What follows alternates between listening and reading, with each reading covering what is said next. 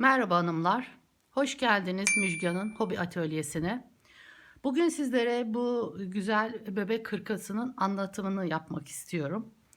Anlatmaya başlamadan önce videolarımı beğenip ve yorum yaparsanız sevinirim. Yorumlara elimden geldiğince dönmeye çalışıyorum. Yardımcı olmaya çalışıyorum. İstediğiniz herhangi bir video olursa da bildirebilirsiniz. Beğeni ve yorum yazmayı unutmayınız lütfen. Bu hırkayı ben herhangi bir markanın bebeğini olabilir. Hiç fark etmez. Orta kalınlıkta bir ip.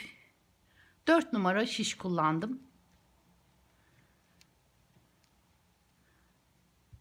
Buralarına 3 tane ilkev açtım. Birer tane cep yaptım böyle. Tabii siz başka şeyler de yapabilirsiniz isterseniz. Düşük kollu, hafif düşük kollu bir hırka bu. Ben bunun bir kısmını örüp kalanlarının sayılarını vereceğim. Kesim yerlerini göstermek istiyorum. Bu ilmek takmalarını nasıl taktığımı onları anlatıyorum. Hani bütün bu hırkayı burada anlatamam, biliyorsunuz. Çok uzun sürer. En azından fikir olur. Şöyle boyunu, enini de vereyim sizlere. İlmekleri ona göre ayarlarsınız. İlmek sayısı da vermek istemiyorum. Hani ipler farklılık gösterebiliyor. 1,5-2 yaşında bir bebek hırkası bu. Şöyle boyu 33 santim.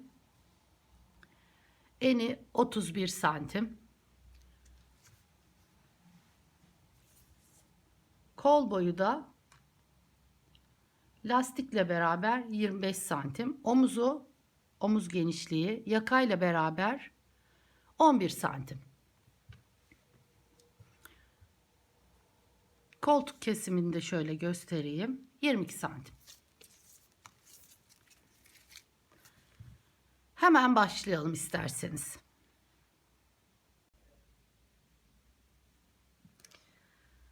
Hırkamızın önü böyle ben ördüm. Bir tarafını ördüm. Diğer tarafını beraber sayıları vererek göstereceğim. Şimdi ben önde 35 ilmek başladım. 2 ters 2 düz olarak yaptım lastiğini. Bu lastik boyu sizin istediğiniz ebatta olabilir ama ben yine de şöyle bir ölçü vereyim. 4 santim kadar lastik ördüm. Sonra bunun yakası biraz V yaka böyle açık olacak. Üzerine bütün yaka örülecek. Onun için de lastiği ördükten sonra burası yani yakayı kesme yerimiz 20 santim. Lastikle beraber 20 santim ördükten sonra yakamızı kesmeye başlıyoruz. Onda da sadece bir ala yani ikisini bir alarak bu şekilde 2 ilmeği bir alarak her sırada kesiyoruz. Tersinden gidiyoruz. Model yaparsanız model de yapabilirsiniz. Ben bu sade bir hırka olsun istedim.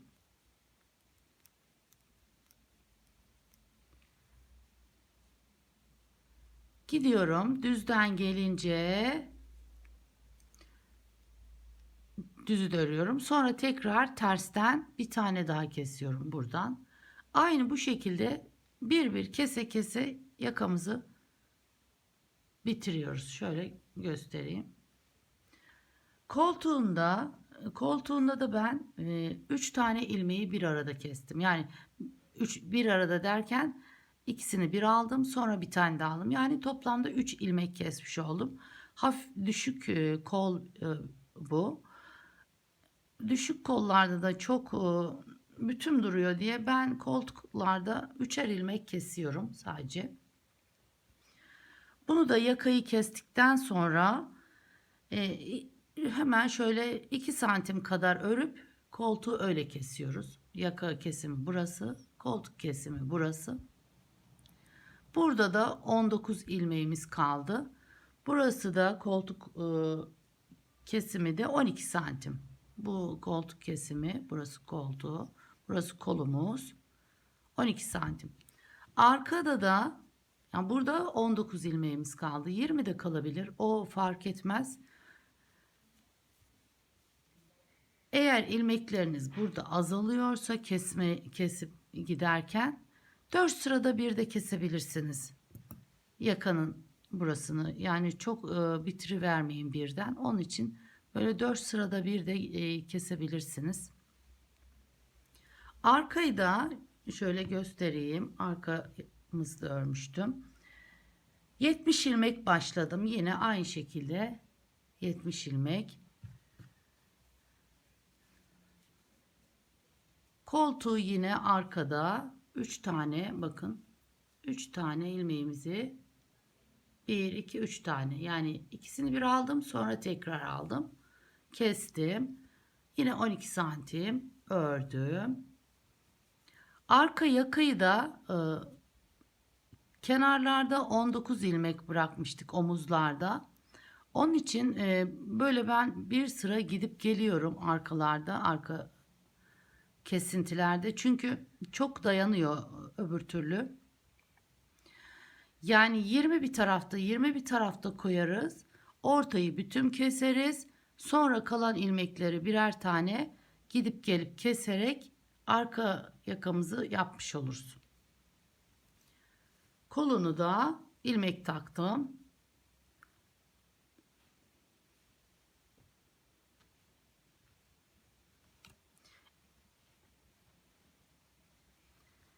İlmek takarak ördüm. Bu tarafını da ördüm, bitirdim ben.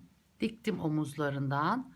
Omuzlarımızı 19 ilmek dedim ama şöyle bir santim vereyim yine. Hani iplerin inceliği, kalınlığı farklı olduğu için 8 santim omuzumuz. Buraya şimdi hemen ilmek takıp kolumuzu örüyoruz. Omuzları diktikten sonra. Onu da gösterelim. Kolumuzu ilmek takarak örmüş oluyoruz.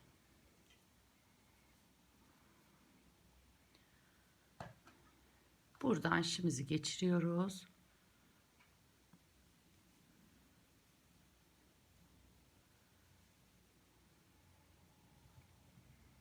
Bura biraz zor olabilir tutması. Tığla da yapabilirsiniz bu sırayı.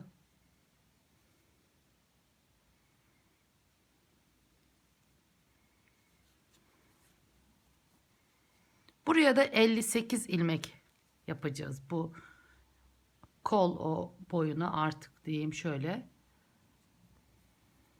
58 tane ilmek takıyoruz. Onu da her ilmeğe bir tane, arada bakın böyle gösterilen tek yere değil, şuna yapıp bu ikisinin ortasına, çünkü 58 ilmek gelmez burası.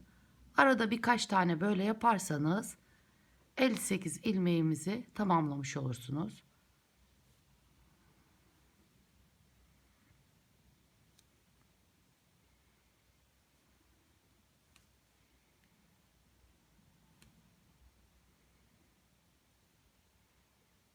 Sonra ters düz, yani ön tarafı düz, arka tarafı ters olarak örüp gidebilirsiniz. Buraya 58 ilmek olacak şu kolumuzun, artık diyeyim şöyle, sayısı.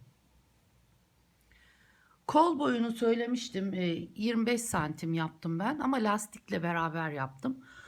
Kolunda da biraz ördükten sonra şöyle 3-4 santim kadar, hatta gösterelim. Yani 5-6 santim kadar ördükten sonra iki tarafından da birer tane kesiyoruz. 58 ilmeğimizi. Sonra 6 sıra 8 sıra, artık hani ilmek sayınıza göre iki taraftan da birer tane keserek kol ağzımıza kadar sayımızı 40'a düşürüyoruz. Burası 40 tane kalıyor. Yani kolumuzun ağzı 40 ilmek kalıyor. Bu kolu da örelim. Ondan sonra yakamızı takalım tekrar şişe. Yakayı bütün öreceğiz çünkü. Kolumuzu da ördükten sonra yakamızın takılmasını da göstereyim. Evet, ben hırkanın bir kolunu da ördüm. Bitirdim, diktim. Şöyle göstereyim. Şimdi bu yakaya şişe ilmek takıp önünün lastiğini, yani pat dediğimiz lastik diyoruz kimi yerlerde, onu örüyoruz. Sonra düğmelerini dikip hırkamızı bitirmiş olacağız. Kolda göstermiştim nasıl ilmek taktığımı, ama yine de tekrar şöyle göstereyim. Lastiği de yine iki ters iki düz olarak gidiyoruz.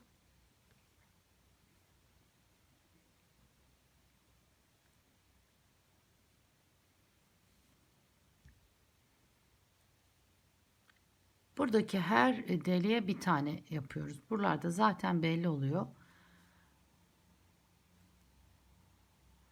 Arada, yani birkaç taneden sonra bu ikisinin, şu ikisinin ortasına bir tane batabilirsiniz. Hani çok gergin olmasın lastiği, muntazam dursun diye.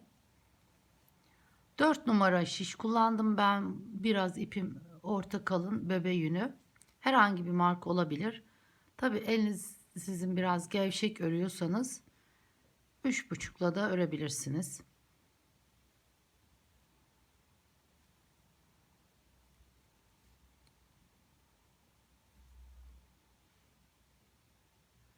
Arada birkaç tanenin böyle iki ilmeğin ortasına da batıp lastik sayımızı fazlalaştırabiliriz.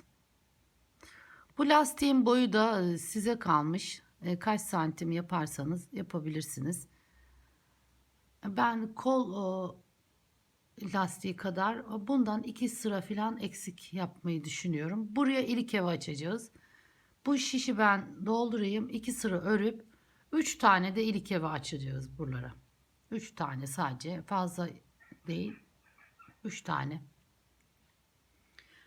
Hemen yapıp geleyim. Evet, hırkamız bitti. Diktim ben. Düğmelerini de diktim. Yakasını takmayı göstermiştim. Onun da ilik evi yaptım. 3 tane.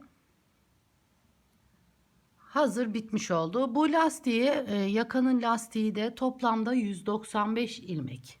195 ilmek taktım ben. Şöyle göstereyim. 4 sıra 4 santim kadar lastik yaptım ben burada. Tabi siz biraz daha kalın da yapabilirsiniz, ince de yapabilirsiniz. Bütün örmesi zor oluyor derseniz arka yaka ortasına kadar bir kısmını örersiniz, kesersiniz. Sonra öbür tarafı örüp kesersiniz. Burada arka ortasında dikersiniz. Ama böyle bütün olarak örülmesi de daha kolay oluyor. Hem de dikişsiz oluyor. Hırkamız bu şekilde hanımlar. İzlediğiniz için teşekkürler. Sağlıkla kalın.